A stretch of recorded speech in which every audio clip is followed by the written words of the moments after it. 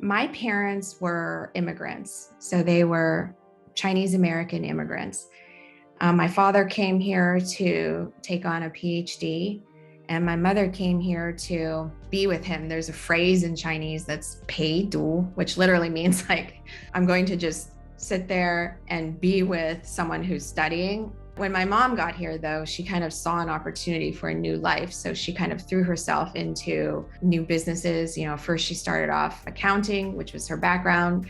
Then she decided, to become a jewelry designer. I'm not that different from other people of my generation with tiger parents. I think they make other people's parents look like pussycat parents. It was a very strict household. We couldn't talk back. We couldn't show we were frustrated or angry at our parents. And it was abusive.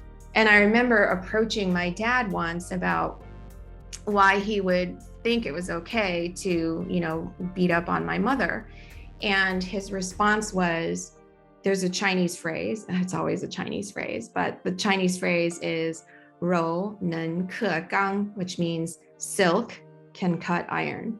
And so what he was saying to me was, if you want to get your point across, you have to approach me a certain way as the woman.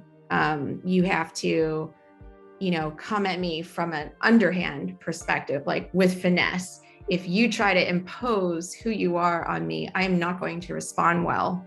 That's one area where meekness comes from as an Asian woman, is that.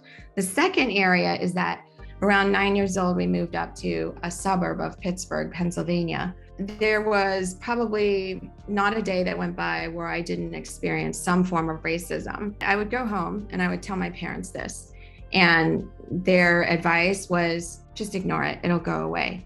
I think it's dual. I think it's one, there's a certain way that women need to behave around men, right? If we want to get our way, It's not through force, it's through meekness.